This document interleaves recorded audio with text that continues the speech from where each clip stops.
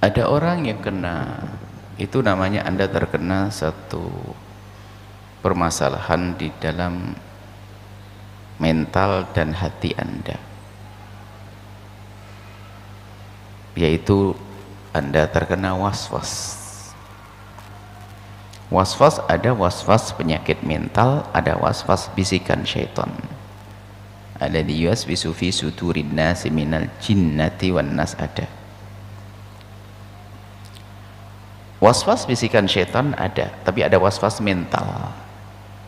Kalau was-was bisikan setan biasanya hanya terjadi dalam urusan ibadah. Tapi kalau was-was memang mental kita yang sakit, bukan urusan ibadah, kadang sudah pergi, sudah matikan kompor, kayak belum matikan kompor, balik lagi sudah di tengah jalan, padahal sudah dimatikan. Padahal sepeda sudah dikunci leher itu ya, itu sudah jalan balik lagi, oh, sudah. Mobil sudah dititit kunci, tapi sampai jalan balik lagi. Itu namanya, itu mentalnya yang kena.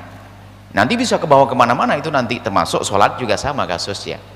Dan biasanya dua-duanya juga dia. Di samping ada waswas syaitan, bisikan syaitan yang menjadikan dia untuk nggak benar ibadahnya. Sebab setan sudah berhasil. Gara-gara itu setan ketawa. Lu nggak jamaah kan? Jarang jamaah, sudah ajib kata setan. Capek jamaah, wudhu lama-lama. Nanti sampai bosan wudhu pada akhirnya, naudzubillah. Apalagi wudhunya di malam hari, sampai keluar dari tempat wudhu pucet karena wudhunya 1 jam. Setan ketawa, hah, kapok lu, ntar nggak wudhu, lebih lama lagi. Itu setan namanya, dan tidak boleh dituruti, dan harus dihindari itu bisikan setan. Bukan kami mata, bukan dilawan. Maka harus ada bimbing. Pertama, Anda harus berobat secara zahir. Kalau saya itu na'udzubillah minasyaitonirrajim, iya selesai. Tapi Anda secara zahir harus datang kepada ahlinya. Itu pentingnya ilmu. Anda datang kepada psikolog, minta bimbingan untuk permasalahan itu. Karena itu bisa merentek, bahasa Jawanya, merentek, tahu? Jadi kayak api berbakar kemana-mana, bisa ke hal-hal yang lainnya. Sehingga nanti termasuk mengganggu keharmonisan rumah tangga. Masuk kayak ngerasa tolak, mau hubungan sama suami istri, kamu istriku atau bukan? Nah, ini ada kejadian. Jadi bahaya itu tidak boleh dibiarkan. Anda berani bertanya, insya Allah setelah itu Anda bukan sakit gila. Nah ini kadang-kadang orang berpendidikan, di saat anaknya mau dibawa ke psikolog, katanya, memang kenapa anakku gila? Lah katanya Anda ini S3, ini es krim barangkali, sudah S3 anaknya dibawa ke psikolog, katanya dianggap gila. Bukan. Saya datang, saya ketemu dengan psikolog. Saya kan kadang, kenapa kok saya marah-marah kadang-kadang begini ini?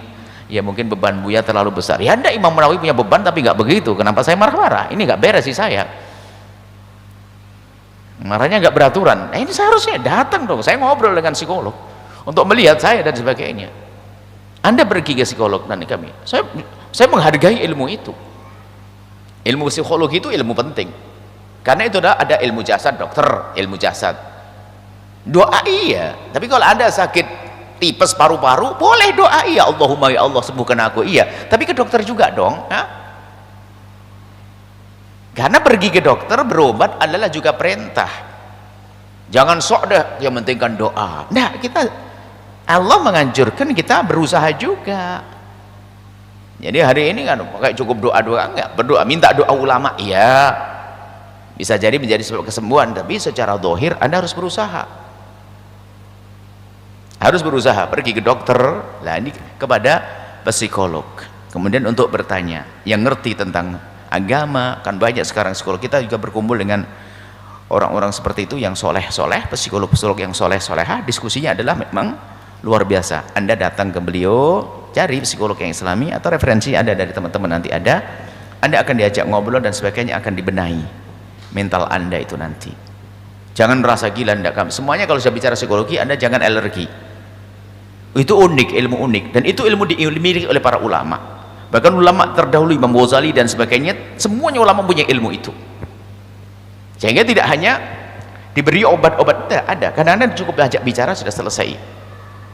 Diajak berbicara 3 kali 2 kali terselesaikan. Dia ketemu di mana permasalahannya. Jadi tidak cukup, memang tidak cukup Anda a'udzubillahi minasyaitonirrajim, boleh, ya harus itu ajaran kan. Tapi lebih dari itu Anda pergi ke ahlinya untuk melihat, Pak saya begini, sampaikan. dia nanti akan diterapi Anda sampai nanti selesai mental Anda yang datang kepada. Makanya termasuk was-was ini, Anda bukan orang pertama. Kalau saya hitung tidak tahu Anda orang yang keberapa ribu yang kesekian. Saya itu pusing, setiap majelis ada pertanyaan orang was-was. Makanya bersama itu juga kami serukan, begitu pentingnya ilmu Anda wahai para psikolog. Anda buka klinik sebebas seluas-luasnya agar orang ngerti. Cuman kadang orang berpendidikan itu langsung, jangan masukkan anak saya, jangan bawa ke psikolog. Memangnya kenapa? Cuman kami menghimbau psikolog yang digabungkan dengan nuansa keagamaan rohaniat supaya tidak masuk wilayah-wilayah yang haram. Ya boleh Anda datang, nanti akan ada dibenahi. Kalau bicara tentang teori-teori agama, Imam Ghazali mengatakan ya semacam ini adalah was-was syaitan yang sukses sehingga menjadikan orang kena was-was itu gimana bisa pengennya dekat kepada Allah tapi tertipu, nggak bisa dekat, pengennya khusyuk nggak bisa khusyuk. Lalu dia sudah sholat ingat wudhunya, ingat sandal jepit yang sudah lama itu jadi kelingkingnya jatuh, ya dengan nyentuh tadi sadar sandal jepit kelamaan kan kelingkingnya kan sudah lubang, aduh kena kesentuh tadi, Allah gimana bisa khusyuk? Termasuk Anda. Maka sebaik-baik orang kayak Anda ini kalau bermasalah berani bertanya, siap untuk berobat. Disembunyikan berbahaya sehingga menjadi pada akhirnya Anda tidak mau ketemu orang. Masa jangan-jangan terus rasa takut. Akhirnya ibadah urusan dengan manusia tidak baik semuanya. Dan jangan dianggap sepele urusan Anda, karena itu mengganggu keharmonisan juga pada akhirnya. Semula-mula was-was dengan wudhu pribadi, sehingga setelah itu was-was dengan tangannya orang. Mau salaman, jangan-jangan tangannya ada apanya, dikasih minuman wangi, wah ini ada peletnya, macam-macam. Pokoknya karena was-was ya, insya Allah terima kasih ya, datang pada psikolog nanti untuk dibantu. Adapun doanya tetap berusaha. Sekarang Buya kasih tip teorinya untuk perlahan menghindar dari itu. Ahlinya ada sendiri. Dalam urusan was-was itu tidak boleh Anda lawan karena membahayakan, Anda akan mampu. Tidak boleh Anda turuti, bukan dilawan, bukan dituruti, tapi dialihkan. Kalau melawan nggak bisa. Dalam dunia yang kami belajari seperti itu. Jadi jangan dilawan, nggak kuat Anda. Jadi kalau Anda ingat sesuatu misalnya yang menjadikan Anda alihkan, yang ngejar ayam ibaratnya begitu atau apa, Anda ingat alihkan, sehingga Anda ingat yang lainnya. Jadi di saat Anda ingin mengingat permasalahan itu, Anda ingat yang lainnya, Anda alihkan, belajar mengalihkan. Kemudian juga belajar meyakini bahasanya ilmunya harus ada, bahasanya wudhu membasuh wajah tidak harus yakin bahasanya rata, dugaan sudah cukup, kayaknya sudah selesai, nggak harus sampai yakin, nggak harus sampai yakin, selesai sudah. Lebih dari 3 kali makruh, nggak dapat pahala malahan. Ayo mau apa? Jadi saya pastikan tidak boleh 3 hari. Bahkan Anda bisa wudhu saya tidak boleh dari 2 menit atau 1 menit. Anda pastikan kalau sampai lebih 1 menit saya nyumbang ke masjid 200.000. Pokoknya dibikin kita tidak nuruti terus sehingga 200 ya hari gitu lah, macam-macam. Karena termasuk urusan takbir itu bisa diselesaikan. Ada satu orang dia was-was sholat sendiri gak beres-beres, orang di luar bukan anak pondok. Coba nggak bisa Bu ya, sampai tidak mungkin. Kalau seandainya ada orang di sampingmu lalu mengatakan takbir kedua 2 kali tak tembak kok, ayo gimana nanti?